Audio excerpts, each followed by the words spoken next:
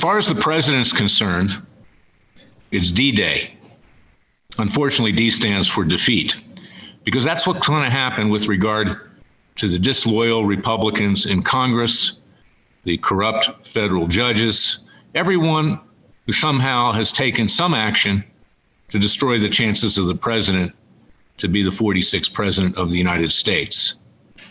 The president is distraught. We can understand that, but the American people are even more distraught, because what we're going to get into office are a bunch of rabid leftists, anti-Semites, anti-Christians, anti-whites, atheists, everybody from every walk of life in terms of the radical left on January 20th is going to be infesting the White House and the government.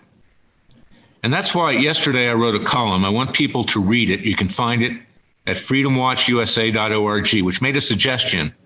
Let's turn January 6, 2021 into July 4th, 1776. Read it carefully. Read it in conjunction with the Declaration of Independence and my book, It Takes a Revolution, Forget the Scandal Industry, which you can get at Amazon.com, BarnesandNoble.com, BooksAMillion.com, all the major booksellers. Because we are in a revolution. It's not on the future. We're currently in a revolution because the radical left has declared war on us. And they are going to, make no mistake about it, take control of this very corrupt, worthless, and frankly, outdated so-called government. And once they get control, as I've said over and over again, they're never going to give it back, not through any constitutional means. And besides, we can't even use constitutional means anymore. You see what happens when you try to vote, because massive fraud will, in fact, cause the defeat of any candidate that you may support. And what is going on January 6th? Well, first of all, on January 5th are the Georgia elections.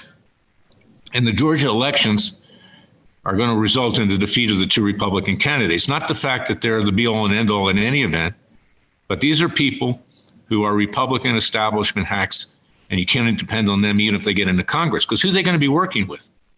They're going to be working with Mitch McConnell, who threw the president under the bus, who himself has taken money from communist China, who is two-faced, and as far as all these judges that he boasts that he put in power, read my book, read my lips. It Takes a Revolution, Forget the Scandal Industry. The Trump judges lack courage, and they're almost as bad as the Obama and Clinton judges, because they were put on his desk to nominate. He didn't know who he was nominating. These Republican establishment hacks, through money and through power, got their judges on the bench. And now they betrayed even the president. So what I'm suggesting is on January 6th, when the president has called for a mass protest, rather than walking around Washington, D.C. aimlessly, that hundreds of thousands, if not over 1 million, encircle the White House and say to the president, do not leave until we get fair and honest elections, not fraudulent elections. Invoke your executive power under the Insurrection Act, in effect declare a temporary martial law, freeze things. You're not leaving until we have a new election, and let the best man or the best woman win. And that's what needs to happen now. We're in a crisis because on the horizon, we have a socialist, communist, atheist, anti-Semitic, anti-Christian administration that's going to take control of your lives, enslave you in a godless state.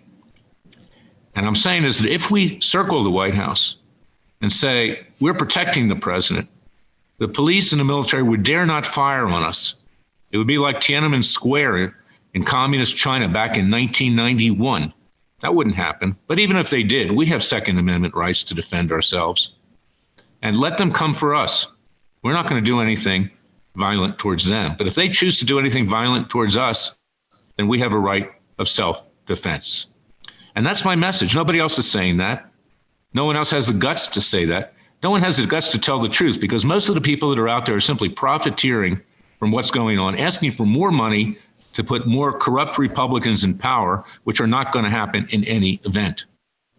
And forget about the president in 4 years. I hope he gets a good network and that he can somehow take over the media with regard to Fox News and Newsmax, which is owned, or at least it's now managed by Chris Ruddy, I don't know, the ownership, who gave $1 million to the Clinton Foundation. Forget about Newsmax. They're as bad as Fox. That's what he should be doing.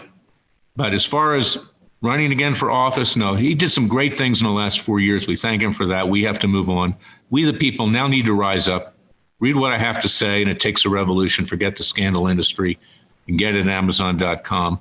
I'm not doing it to make money. I'm doing it because we need to educate the American people that now is the time.